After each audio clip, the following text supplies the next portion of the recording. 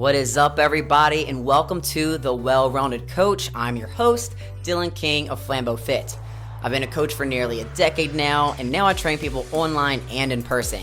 Not only am I a proud trans man myself, but I've been a vocal advocate in sharing my personal story to help educate others, and I've been doing so since 2017. I am a true believer in manifesting the life of your dreams through visualization and meditation. Every other episode will be joined by my best friend Jimmy, who's an all-around amazing guy, super passionate about data, equity, and making sure people feel seen and are cared for. We're going to be diving in deep, all things fitness, family, and how to feel good about being you. Our goal for this podcast is to help as many people as possible live the life you know you deserve. So tune in and see how you can live your best life using the time, resources, and community you have. Let's go.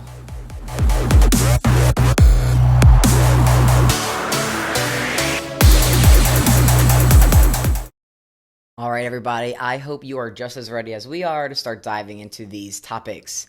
I think to nobody's surprise, we are going to jump into coaching from all kinds of different perspectives. I have been essentially coaching people since I was in high school. I remember junior and senior year, I would have friends tag along with me to the gym all the time because I was actually overweight as a kid. I think I was almost 160 pounds. I was under 5 foot, and I was in 4th grade. And now I am 160 pounds, 33 years old, and 5'4". So in high school, I took it upon myself that I knew that I didn't want to feel stuck in that body forever, and I always was made to believe that, oh, well, if you're overweight as a child, then I was going to be stuck being overweight always. So that was a big fear of mine. And so I came into working out, I think, in not such a healthy mental space. It was a way of proving that I was good enough because in my mind, I think people better than me were always the one that were in shape or healthy, looked muscular, were athletic. And I never thought or was made to believe that I could be any of those things. So by the time I reached junior year and I realized like senior trip and stuff was coming up, that was definitely something that I was going to make time for. I really wanted to participate in as much of my senior stuff as possible. And if you listen to the intro, you knew I didn't get to do much, but because I had my own job, I knew that I would be able to make it financially and time-wise, allow myself to go on a senior trip. And I knew that I wanted to feel as good as possible in my skin for senior trip. So I really started digging. Now, I don't even think Google was a thing at that point. I mean, we had the internet, but it was dial-up and all this stuff. But I did go in and pretty much look up all information I could about training, about weight loss, about muscle building, about metabolism. Back then there was some like fasting, but it was carbs earlier half of your day, something more keto style towards the evening type stuff. And it wasn't called this, or I was probably like Atkins or whatever. But junior year is really when I started diving into fitness and nutrition. Now, I did get maybe not the most healthy relationship with working out and eating, because to me it almost felt like I was really just trying to crash diet, right? Like at that point you didn't know what was a healthy way or not a healthy way. You just knew you wanted to lose weight. So unless you had, say, a role model or a coach or somebody telling you this is the healthy way or not, you didn't know. You really went into these things blindly. So throughout junior and senior year, I really learned a lot. I learned a lot just by what I was researching, making friends in the gym, seeing how they train, reps, sets, goals, what weights and tempos affected different goals, right? Some people want to get long, lean. Some people want to be endurance athletes. Others want to build muscle. Others want to build muscle simultaneously while burning fat. Some people really just want to work out so they can live whatever type of lifestyle they want. They can eat whatever they want, drink whatever they want, but they want to keep, say, like blood level, circulation, everything, not get as sick throughout the year. So it just depends. I just realized by entering a gym that everyone had different goals. So I ended up having a passion for it, but went into hair. And I don't think, and it was until I was about 21, 22 that I realized like this is actually a passion of mine. I love fitness and nutrition, not only for myself, but also helping others. I was training with bodybuilders for a while. I did like tackle football and trained for that. I trained martial arts growing up. And I think I really started dialing into fitness and nutrition for the few months that I was training with bodybuilders. Now, this was pre transition, so it was actually really difficult for me to gain um, really large muscle. I'm not the type that puts on muscle very easily. But I was eating, I think it was like 30 to 50 carbs, and it had to be before 3 o'clock a day. And that was it. So if I had an English muffin for breakfast, like that's all I was getting. But this was a time where I started realizing that food alongside fitness was very strategic and very goal oriented. And this was all by experience and self taught. So I started running half marathons, and I was training for, I think it was my second or third, and I decided I wanted to try to take on a whole. Well, my knees just really weren't holding up. They were already causing me a lot of pain at the half marathon. So when I was trying to train for a full, I realized that like I don't think long distance or longer distance than that half marathon was ideal for me. So, went back into the Globo gym. That was fine. But you think at this time now, I've been in the gym since I was 16, 17, 18, 19, 20, 21, 22. And at this point, I wanted something where I could keep my endurance, still work on strength, and not feel bored. Because I didn't want to lose all of my endurance that all that running training had given me, but I had a passion and love for how I felt confidence wise in just that muscle pump of lifting weights. And CrossFit was getting really, really big at the time. So I joined a CrossFit gym in 2013, and the owner was like, man, you'd be a really great coach. So yeah, I decided to go ahead and get my level 1, and I did. And pretty much the rest is history, right? I got that certification in 2014ish, so about a year into my like CrossFit career per se, and I really haven't looked back. Now, I still love to train in different ways. I still love weightlifting. I still love reading things about, the difference in bodybuilders and things, all different types. I think it's all intriguing, and I think it all has its space. So that's one thing about being a coach. I think you have to know a broad knowledge of different types of coaches that there are, different types of clients that there are. But then I think what makes you a good coach is when you find your niche or your niche, however you want to say it. Do you think that I think I'm the best coach that ever was or ever is? I'm gonna be honest, I don't. But I also don't think that the next coach is any better than I am. I do think a lot of it is a matter of who your clientele is, what you are more passionate about coaching, and how you treat people. I think you need to think of, okay, do I coach everybody the same? Or do you coach everybody with respect? Because that's two different things. I'm not going to coach my 11-year-old like I'm going to coach a 65-year-old in my gym.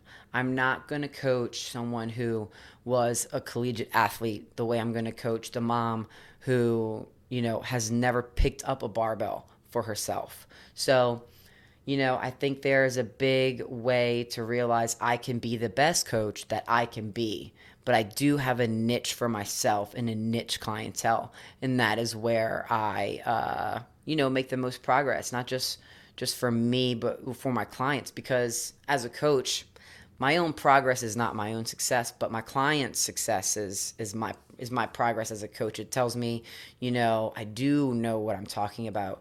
All this information I've been soaking in for years is working, it's clicking, it's proving results. The reputation is building, and as this happens, you get more and more happy clients. I think another thing is to think about the customer service part of it. It is a lot of making people happy or finding the right ways to tell people what they need to hear, because the things people need to hear aren't always the things that they want to hear. And also realizing that clients come in with this big mental image of where they are and where they want to go. And a lot of times people lose the sight of everything that happens in the middle. They walk in, they want to lose 75 pounds, but they're discouraged when they've lost 5 in 2 weeks. Which, if you are into coaching, between 1.5 pounds to 2.2 pounds, I think, a week is like the average safe zone to say, hey, we're losing a good amount of weight at a safe rate. And studies show that you have a better chance of keeping that weight off for longer periods of time. If it's anything larger than that, it's most likely because your system's in a shock and going through like this, what's the word I'm looking for? Like a crash diet. It's crunching down. And as soon as you start eating the way you used to, even if it's just for a week, the bloat and everything will kind of come back quicker. So, I think to realize that you are serving people, but it's also customer service and how you can communicate. And that goes to the other perspective. Let's think of somebody, maybe you.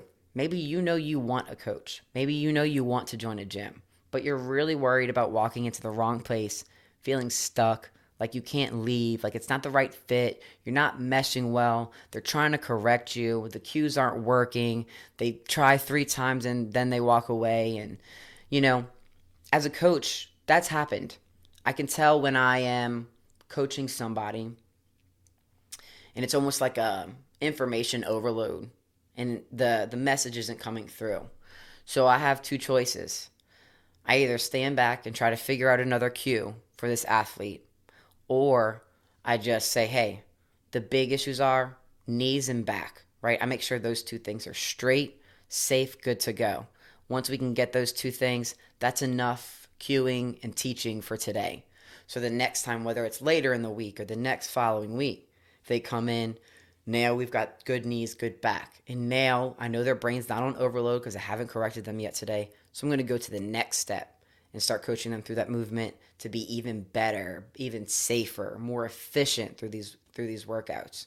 So that's the other thing as coaching. You think you're going to go in and just change their world in one day. If they can just show up 3 to 4 or 5 times a week, like you're going to change their life. But you want to make sure you're giving them attention. You want to make sure that they think you're a friendly coach, because if they feel like you're going to judge them for not knowing something or not getting something correct the first time, the first 10 times, they're going to eventually stop asking those questions. It's a real goal of me and Missy's to keep everybody as comfortable as possible, asking questions whenever they want. It creates more of a friendly dynamic, of course, but then that means they're going to get more out of it, because if I don't think they have this question, how do I know to answer them? I'm not a mind reader. So you want to create that customer service level of friendship with them. That way, if they're debating something in their mind and truly not knowing if they're doing it correctly, that they're comfortable coming up, and then if you're looking for a coach, that's another reason why I say take these free trial classes that all these gyms offer. Because you need to realize you're going to get a great workout, most likely. You're going to get a great workout no matter where you go, right? The goal is just to lose weight. Well, that goes to calories are king as far as your activity level and what you're eating, okay? So you can walk in, if you're not working out at all and you go to any gym, most likely you're going to be sweating for 45 minutes to an hour, okay? So that is going to give you progress. But not only should you be concerned if it's the most efficient way, but what's the vibe of the gym like, right? Like every gym's going to have a different vibe. The coaches are going to coach differently. They're going to have different personalities. The members that are already in that gym are actually like probably 85% responsible for the type of community and interaction you're going to have with, that gym that you're trying out. So you need to figure out, where are you comfortable? Who do you trust? What's, say, convenient? But even in the convenience aspect, I will say, I know we have members that travel a good 15-20 minutes with traffic to get to us. New Orleans is a small area, so you can typically find everything you need within 5 to maybe 10 minutes. So if someone's traveling 15 to 20 minutes to come to us, I take that as just a huge compliment, because that's telling me that something about our environment and our coaching and also our members that we cultivate in there give off this vibe that is so special. These people are not choosing us for convenience. They're choosing us because of who we are and what we offer. So that is also something to think of as a coach. If you're going into coaching, what do you want your members or your clients to walk away saying about you? I've been in the game, like we've had a storefront since 2016. I mean, we do pay for some marketing very on and off, between Facebook, Instagram, Google ads. Um, but I tell you, the best thing is word of mouth. I mean, that's just what it is. So you need to think, what do you want a client to walk away saying about your coaching? Because that's most likely going to be the best thing to get you your next client or so. So that being said, also on, say, the customer side, the client side, you need to go into these gyms, feel the vibe out, talk to the coaches, see the workouts.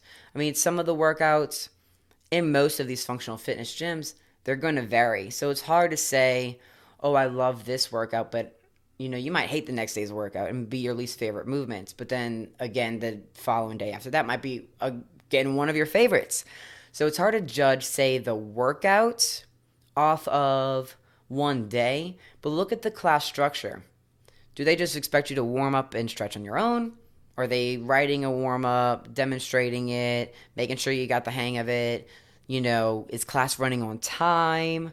Like did the class before it run 10, 15 minutes late and now it's eating into your class time? Because remember, it's a domino effect with classes. So you also don't want to go somewhere where your class is always getting crunched for time to make up for the two surrounding classes. So you want to look at it. What are you going to get out of the money? Like, how are they programming? Like I said, are they taking care of your warm-ups and your stretches to where you barely have an answer because they usually cover everything? Are they guiding you on strength movements? Do you see not just yourself, because maybe you have great form, but do you see the coaches reaching out to other members and informing them of their form, how they can improve it? Or is the coach just kind of like, yeah, free range, goes, sits down somewhere and just gives you all the time to be done type of thing? What are you getting out of the money you're going to spend with this trainer or in this facility? The workouts, do they just throw the workout on the board and go? Like, do they give you demonstrations? Do they guide you on weight? And I'll say this too, both athletes and coaches. Let's say we have a member and they want to use the heavier weight. It's my responsibility as a coach to make sure everyone does a few warm-up reps before we start the clock. And it's also my responsibility to go up to the big guy and say, hey, I know you want to use this weight, but your back's still rounding a little bit, so let's lighten it up 10, 15 pounds until we can get that right. I've dealt with attitude because of that, because we want our egos, right? We want to be the people lifting the most weight. We want someone, even if we don't realize that's what we want, right? Like, what are we concerned about? Why do we need that heavy weight on there if we know we're not moving well? That should be our priority, safety. Isn't your fitness about keeping you fit and moving longer? Or it should be, right? Because what's the point in lifting heavy today if you go against coach's wishes, you go heavier because you're not having the utmost best form, and then you're knocked out for 2 weeks because you tweaked your back? On both sides of that too, you're probably going to leave and tell people, oh, you bugged your back at said gym. Well, that's not a good look for either of you, right? Your friends are probably like, well, one, why are you at that gym?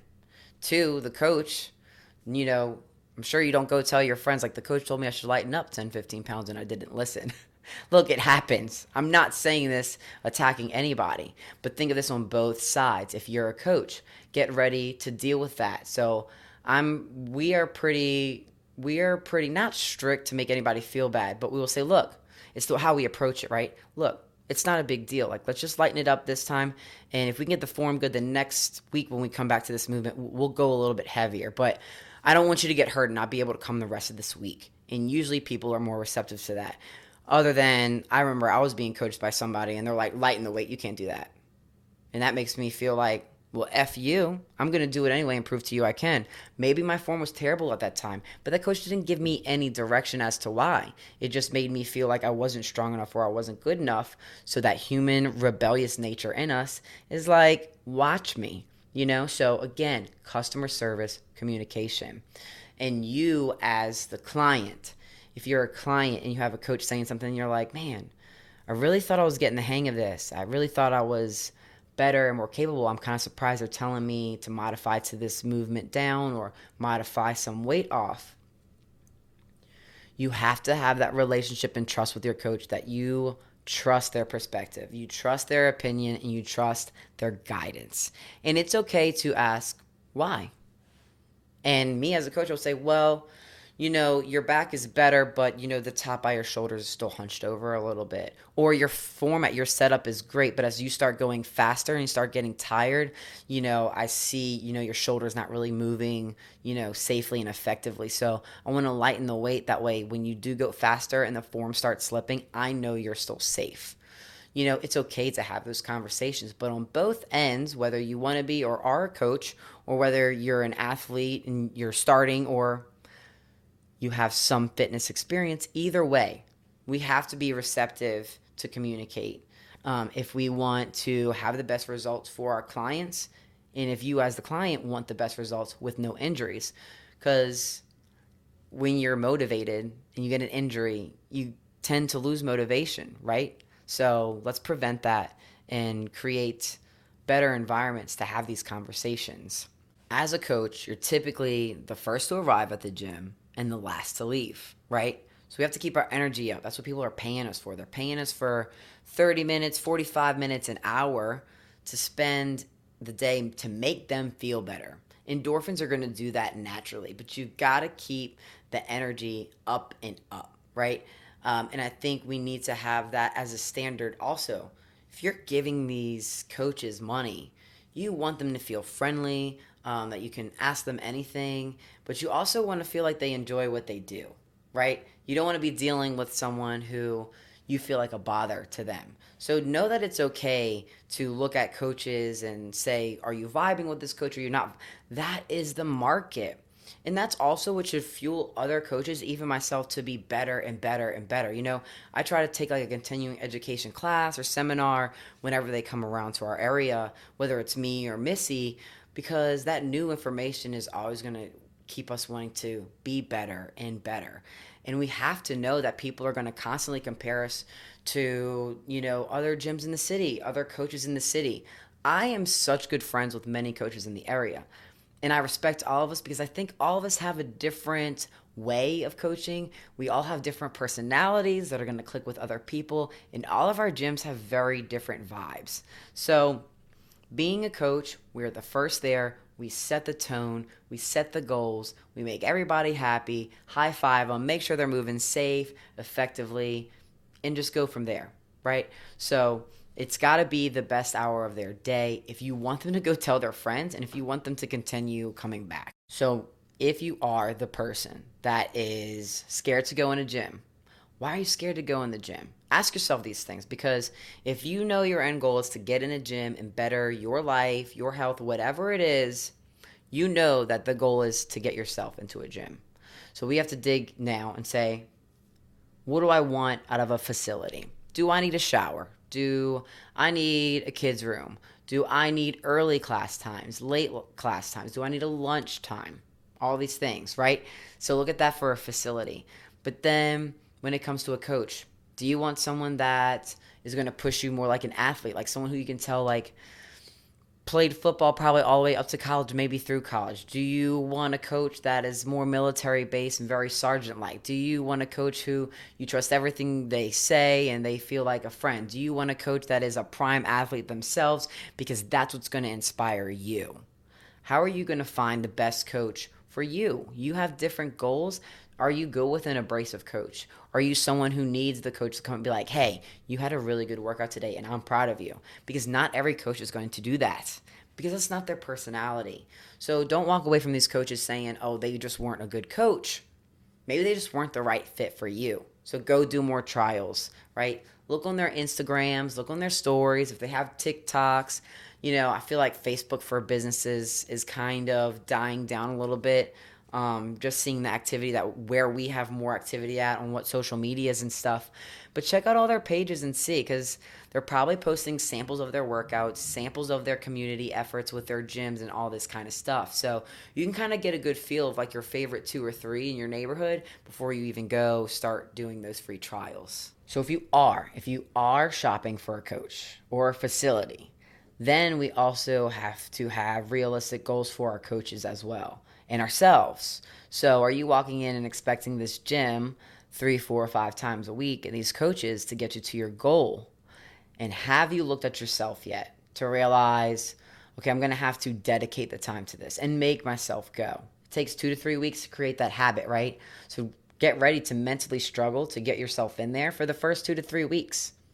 You have to make it a habit. You have to make it the time. And then you also have to look at the other habits. What you're sleeping like. Sleeping's so important. What you're hydrating like with water, right? Super important. What is your meals? Do you eat a lot of crappy meals? Do you eat 2 really crappy meals, 1 crappy meal? Do you eat really good, but you only eat like a salad and some eggs in a day?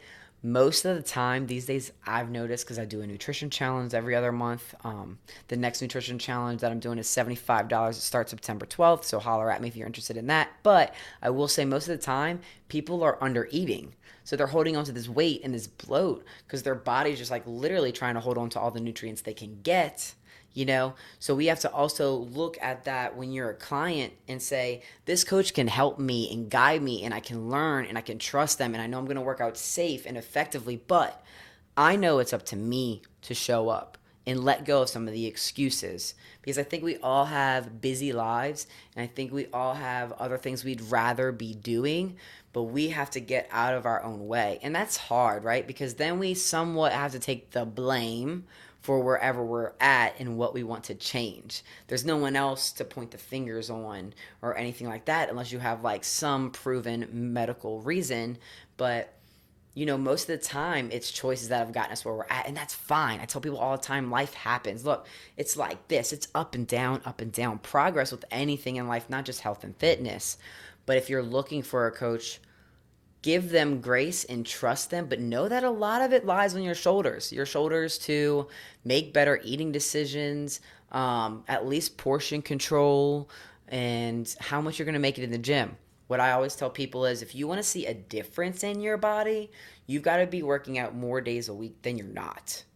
Okay?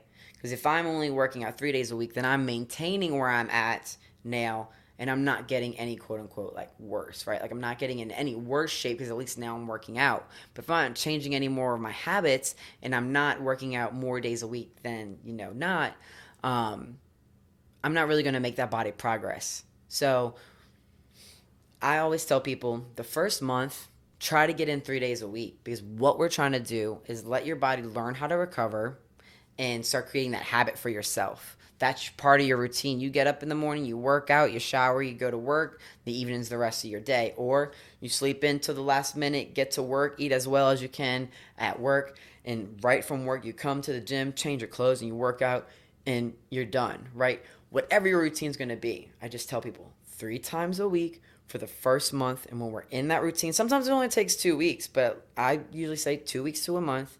And once you're in that routine, then try to add your 4th, maybe your 5th day, or a 4th day, and like walk your dogs around the block type of thing. So that dedication, time, consistency, better choices, better habits, and mindfulness of our decisions and emotional decisions when we're stressed or bored, whatever, it lies on the athlete. Okay? Us as coaches want to help you. You're going to feel more motivated the quicker and the more drastic results you get, but you are in control. So we are going to dive into the next episode with Jimmy. He has been a client of mine. I started personal training him in 2015. I was renting space from another gym for a while. And finally, I was able to get enough clientele to at least cover rent somewhere else. So me and Missy were lucky enough to start Flambeau Fit. But he is going to be able to come, and we're going to have a great conversation, because he's been a personal training client of mine since I really started the professional aspects of my fitness career. And he was been a member ever since our doors opened at Flambeau Fit. He is obviously my best friend, and he's a really big part of the community at Flambeau. What has kept it really running. So he, as my best friend, has heard me from my professional insight to how to run this coaching business, but he's been a client. And he's actually done my nutrition program and has done other macro plans from, other online platform coaches. So it's going to be a really great conversation. I want you to think about, what do you look for in a coach? Like, what do you think your idea gym facility is?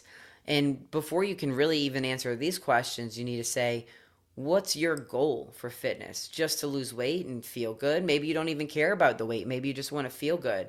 One of my favorite clients I had one time when she joined me said, I'm taking my kids to Disney World for the first time. And all I want to be able to do is to walk around the park and not have to sit on every bench that we pass. And I also want to be able to ride as many of the rides with my kids as possible so I can have. She would just want that full experience of Disney World with her kids. And that is one of my favorite goals that I've ever had. I think having image goals is great, but I know plenty of people who have had the six pack of their dreams and don't have it anymore. And a lot of them say, that was really detrimental to their health and, the healthiness of like their social life and stuff like that, because, so many decisions go in very calculated to achieve that body that doesn't last forever.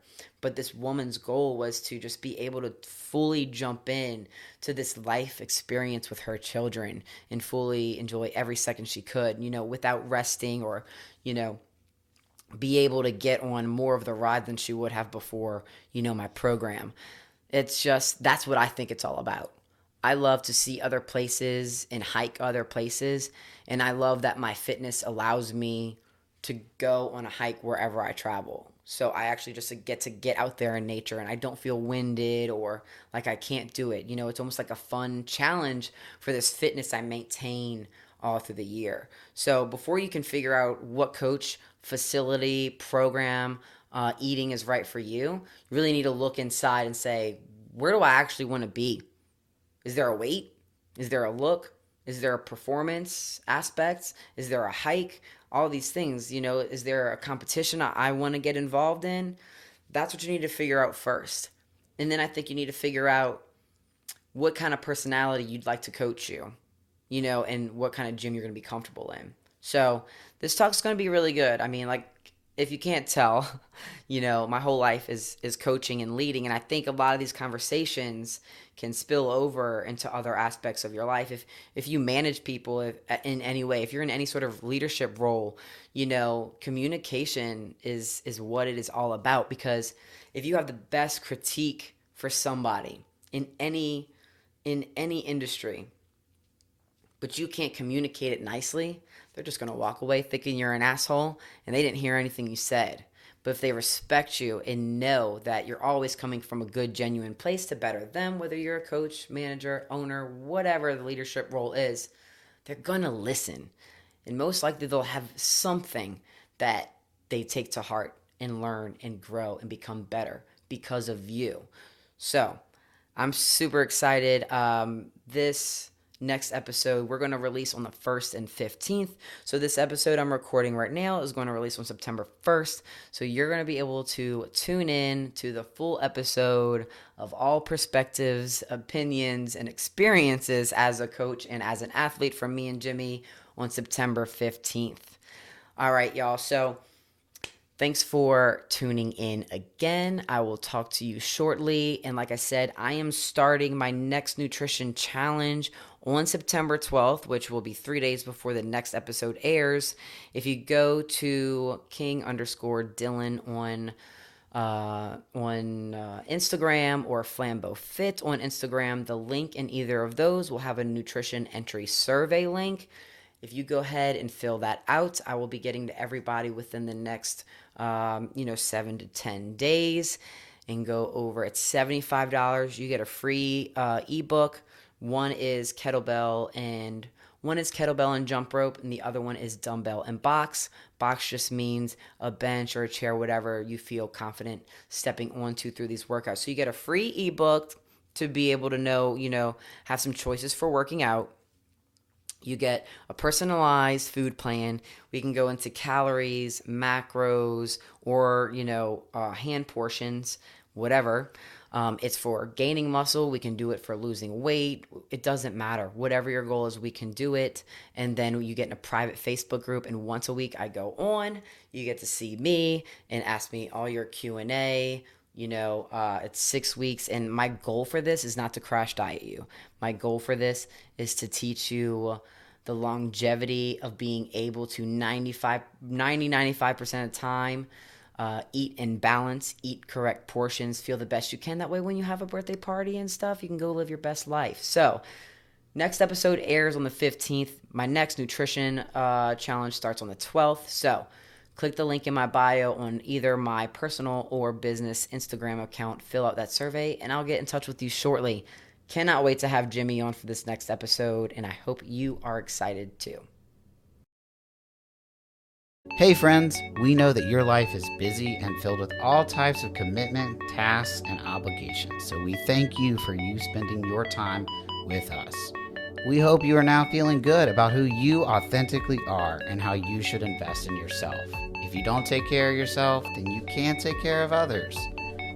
That being said, you don't have to go home, but you can't stay here. Subscribe, and we'll talk at you next time.